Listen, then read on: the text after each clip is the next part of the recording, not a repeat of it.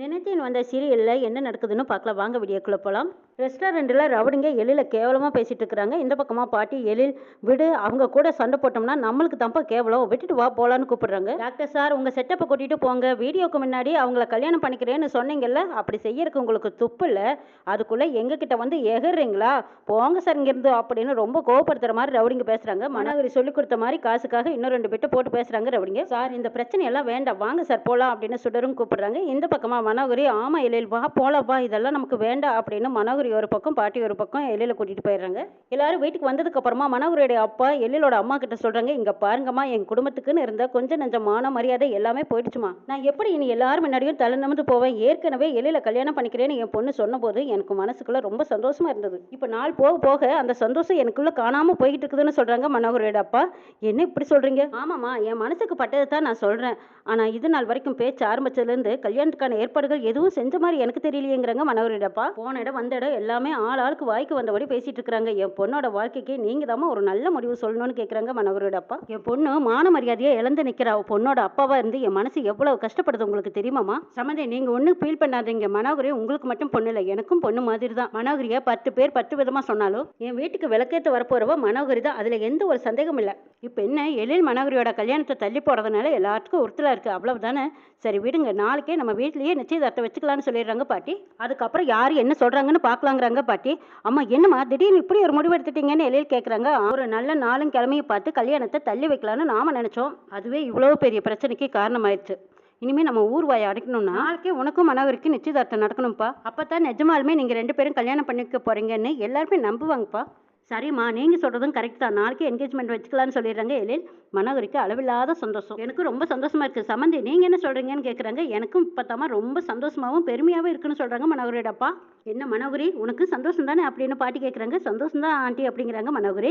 ஆஹா, மனோகரி நினச்ச மாதிரியே பெரிய பிளான் பண்ணி நாளைக்கே என்கேஜ்மெண்ட் வைக்கிற மாதிரி பண்ணிட்டாங்களேன்னு நினைக்கிறாங்க சுடர். என்கேஜ்மெண்ட் தானே நடக்க போகுது, நடக்கட்டும் நடக்கட்டும், நம்மளோட டார்கெட்டே கல்யாணம் தானே, அப்போ பார்த்துக்கலான்னு நினைக்கிறாங்க சுடர். ஆண்டி நான் ஒன்று கேட்பேன், நீங்கள் தப்பாக நினச்சிக்காதீங்கன்னு கேட்குறாங்க மனோகரி. என்னம்மா சொல்லுன்னு கேட்குறாங்க பாட்டி.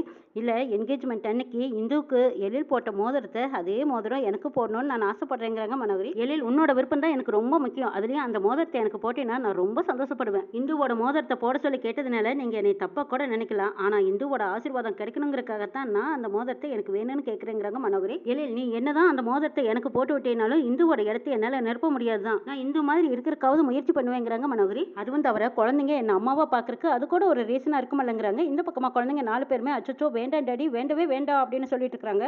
ஆமா மனோ, நீ சொல்றதும் கரெக்ட் தான், நாளைக்கு இந்துவோட மோதிரத்தை நாளைக்கு என்கேஜ்மெண்ட்ல நான் உனக்கு போட்டு விடுறது சரிதாங்கிறாங்க எழில். தேங்க்ஸ் எழில், நீ இவ்வளவு ஈஸியா ஒத்துக்குவேன்னு நான் நினைச்சு கூட பார்க்கலங்கிறாங்க மனோகரி. இந்த பக்கமா இந்துவும் அந்த ஓரமா நின்றுட்டு இருக்கிறாங்க. மனோகரி நம்ம மேல எவ்வளவு பாசம் வச்சிருக்கா, என் மேலேயும் இந்த குடும்பத்து மேலேயும் எவ்வளவு பாசம் வச்சிருந்தா எழில் எனக்கு போட்டு விட்ட மோதிரத்தை அவ கையில போட்டு விட சொல்லி கேட்பா அப்படின்னு நினைக்கிறாங்க இந்து. மனோகரிக்கு எழில் மேலேயும் குழந்தைங்க மேலேயும் இந்த குடும்பத்து மேலேயும் நிறைய அக்கறை இருக்கு, எப்படியோ நாளைக்கு நல்லபடியா இந்த நிச்சயதார்த்தம் நடக்கணும்னு நினைச்சுக்கிட்டு இருக்கிறாங்க இந்து. சுடருக்கு சந்தேகமாவே இருக்குது, மனோகரி எதுக்காக இந்துவோட மோதிரத்தை கேட்கணும், இதுல ஏதோ வேறொரு காரணம் இருக்கிற மாதிரியே தெரியுதே. சரி அது என்னன்னு நம்ம கண்டுபிடிக்கலாம்னு நினைச்சுக்கிட்டு அங்கிட்டு போறாங்க சுடர் குழந்தைங்க எல்லாரும். மனோகரி நீ ஆசைப்பட்ட மாதிரியே இந்துவோட மோதிரம் உன் கைக்கு வரப்போகுது, இனிமே வேற யாரும் உன்னை தப்பா பேச முடியாதுன்னு பாட்டி சொல்றாங்க. இதை கேட்ட மனோகரியும் சரி ஆண்டின்னு சந்தோஷப்படுறாங்க. செல்வி நாளைக்கு வீட்டை கிளீனா சுத்தமா வச்சுக்கோ, ராமையா கூட சேர்ந்து தேவையான பொருள் எல்லாம் வாங்கிட்டு வந்துருங்கிறாங்க. செல்வியும் சரிங்கிறாங்க. எழில் நாளைக்கே ஃபங்க்ஷன் வச்சதுனால நம்ம சொந்தக்காரங்க எல்லாத்தையும் கூப்பிட முடியாது, ஏதோ முக்கியமானவங்களுக்கு மட்டும் நான் சொல்லிடுறேங்கிறாங்க. எழிலும் சரிங்கிறாங்க. சமந்தி உங்க சைட்ல இருந்து யாருக்கெல்லாம் நிச்சயதார்த்தத்துக்கு தகவல் சொல்லணுமோ நீங்க சொல்லிருங்கன்னு சொல்லிட்டு பாட்டி அங்கிருந்து போறாங்க. என்ன மனோ, நம்ம பிளான் பண்ண மாதிரியே நாளைக்கு உன்னோட நிச்சயதார்த்தம் நடக்க போகுது, உனக்கு ஹாப்பி தானே அப்படின்னு அப்பா கேட்குறாங்க. ரொம்ப சந்தோஷமா இருக்குப்பாங்கிறாங்க மனோகரி. சரிம்மா எனக்கு ரொம்ப டயர்டா இருக்கு, நான் போய் ரெஸ்ட் எடுக்கிறேன், நாளைக்கு நிச்சயதார்த்த வேலையெல்லாம் நிறைய இருக்குன்னு சொல்லிட்டு மனோகரியோட அப்பா அங்கிருந்து போறாங்க. அம்மா என்னம்மா நீங்க பெரிய நெக்லஸ் 6 மணி நிச்சயதார்த்துக்கு கேட்கறத விட்டுட்டு அம்மாவோட பழைய மோதிரத்தை கேட்குறீங்களேன்னு செல்வி கேட்குறாங்க. ஏய் அது சாதாரண மோதிரம் கிடையாது, அந்த மோதிரம் எனக்கு தான் எழில் போடுறேன்னு நினச்சிக்கிட்டு அந்த மோதிரத்தை நான் தான் செலக்ட் பண்ணேன், அதுக்கப்புறம் பார்த்தா அவள் இந்து கையில் போடுவான்னு நான் நினச்சி கூட பார்க்கல.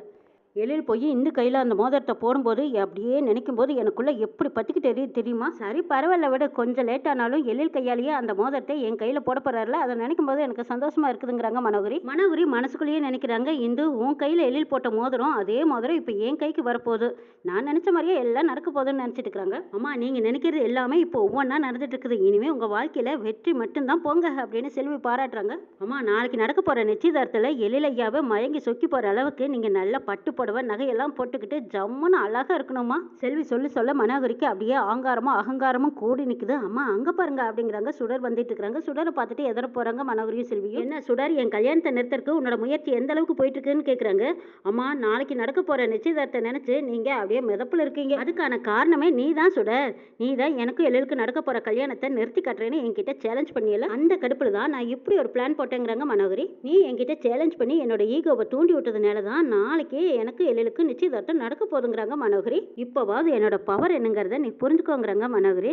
அட போங்க மேடம், நாளைக்கு உங்களுக்கு எழில் சாருக்கும் நிச்சயதார்த்தம் தானே நடக்க போகுது. எழில் சாரை கல்யாணம் பண்ணிக்கிட்டு ஹாயா கனிமன் போயிட்டு வந்த மாதிரி பில்டப் எல்லாம் கொடுக்குறீங்க. என்னோட டார்கெட் உங்களோட என்கேஜ்மெண்ட்டை நிறுத்தது கிடையாது, உங்களோட கல்யாணத்தை நிறுத்துறது மட்டும்தான்ங்கிறாங்க சுடர். அதுக்கு இன்னும் நிறைய டைம் இருக்கு, அதனால பொறுமையா பிளான் பண்ணி உங்க கல்யாணத்தை நிறுத்துறேன். நாளைக்கு வேணா நீங்க ஹாப்பியா என்கேஜ்மெண்ட் பண்ணிக்கோங்கிறாங்க.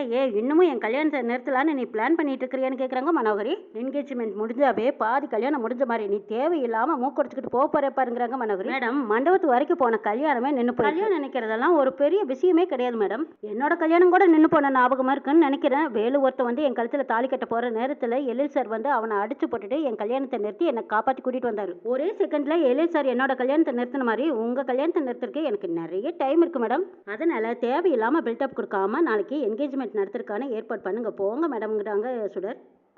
சுடர், நான் போறேன்ட்டு அப்புறமா திரும்பி வராங்க. மேடம், இந்த ரெண்டில் ஒரு விரலை தொடுங்கிறாங்க. எதுக்கு தொடணும்னு கேட்குறாங்க மனோகரி. சரி இருங்க மேடம், நான் தொடுறேன் அப்படின்னு செல்வி ஒரு விரலை தொடுறாங்க. அடடே, நான் கல்யாணத்து வரைக்கும் வெயிட் பண்ணலான்னு நினச்சேன், ஆனால் என்கேஜ்மெண்ட்டே நடக்காது போல இருக்குதே அப்படிங்கிறாங்க சுடர். நிறுத்தலாமா வேண்டாமான்னு நான் ஒரு சந்தேகத்தில் கேட்டேன், ஆனால் செல்வி அதை இப்போவே வேண்டான்னு வேற முடிவு சொல்லிட்டா. சரி பார்க்கலாம் மேடம். சரி, இதுக்கப்புறமா உங்ககிட்ட பேசிட்டு இருக்கிறதுக்கு எனக்கு டைம் இல்லை, உங்கள் என்கேஜ்மெண்ட்டை எப்படி நிறுத்தலான்னு நான் போய் பிளான் பண்ணுறேன் அப்படின்னு சொல்லிட்டு சுடர் அங்கிட்டு போகிறாங்க. ஐயோ என்னம்மா இவ இப்படி பேசிட்டு போகிறாளேங்கிறாங்க செல்வி. ஏண்டி எதுக்குடி அவசரப்பட்டு முந்திரி கொட்ட மாதிரி அவள் விரலை தொட்டின்னு கேட்குறாங்க மனோகரி. அம்மா, அந்த விரலுக்குள்ளே இவ்வளோ பெரிய ரகசியத்தை ஒழிச்சு வச்சிருப்பான்னு எனக்கு எப்படிமா தெரியுங்கிறாங்க. பொழுது வடிஞ்சதும் நிச்சயதார்த்த ஏற்பாடுகள் நடந்துட்டு இருக்குது. மனோகரி குறுக்க நெருக்க நடந்துட்டு இருக்காங்க. எங்க செல்வி ரூமுக்குள்ள வராங்க. என்னம்மா நீங்க இன்னும் ரெடியாகாம இருக்கீங்க, முகமெல்லாம் வாடி போயிருக்கு, ஏதாவது பிரச்சனையான்னு கேட்குறாங்க செல்வி. எனக்கு இருக்கிற பிரச்சனையே இந்த சுடர் தான். அவ வேற இந்த நிச்சயதார்த்தை நிறுத்த போறேன்னு வேற சொல்லிட்டு போயிருக்கா. அதனால தான் நினைக்கும் போது பதட்டமா இருக்குதுங்கிறாங்க மனோகரி. ஒருவேளை அவ சொன்ன மாதிரி ஏடாகுடமா பண்ணிட்டானா என்ன பண்றதுங்கிறாங்க. அம்மா, அப்படியெல்லாம் எதுவும் நடக்காது, உங்களை பயமுறுத்துறதுக்கு தான் அவ சும்மா சொல்லியிருப்பான்னு சொல்றாங்க செல்வி. இல்ல அப்படியெல்லாம் அவளை சாதாரணமா எடுத்துக்க முடியாது. இந்த கல்யாணம் எனக்கு ரொம்ப நாள் கனவு. சுடர் வேற ஏதாவது பிளான் பண்ணி கண்டிப்பா இந்த என்கேஜ்மெண்ட்டை நிறுத்தினாலும் நிறுத்திருப்பா. அவளை சும்மாவே விடக்கூடாதுங்கிறாங்க மனோகரி. சரிம்மா, அவதான் குட்டி போட்ட பூனை மாதிரி எங்க சுத்திக்கிட்டே இருக்கிறாளே, அவளை என்னதான் பண்றதுன்னு கேட்குறாங்க செல்வி. சரி, என்கிட்ட ஒரு ஐடியா இருக்கு, இரு சொல்கிறேன்னு சொல்லிட்டு ஒரு சரக்கு பாட்டில் எடுத்து காட்டுறாங்க மனோகரி.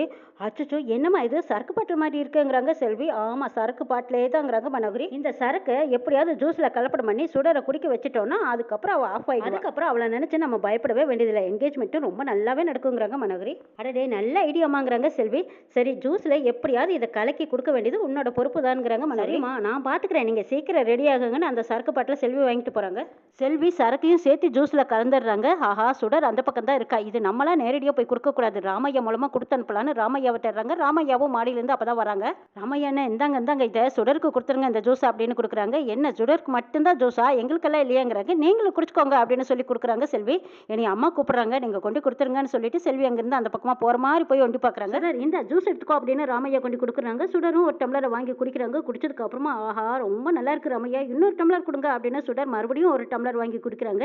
இந்த பக்கமாக செல்வி நின்று ரெஸ்ட் பார்த்துக்கிட்டே இருக்காங்க. ஒரு டம்ளர் குடிச்சதும் நல்லா இருக்குதுன்னு ரெண்டாவது டம்ளர் எடுத்தாங்க. ரெண்டாவது டம்ளர் குடிச்சதும் பேசாம மூணாவது டம்ளர் எடுத்து குடிச்சிட்டு இருக்காங்க. சுடர், என்னது அப்படின்னு கேட்குறாங்க ராமையா. எதுவும் பேசாம அமைதியாக குடிச்சிக்கிட்டே இருக்காங்க சுடர். என்ன நடக்க போதுங்கிறதையும் நாளை எபிசோட்ல பார்க்கலாம்.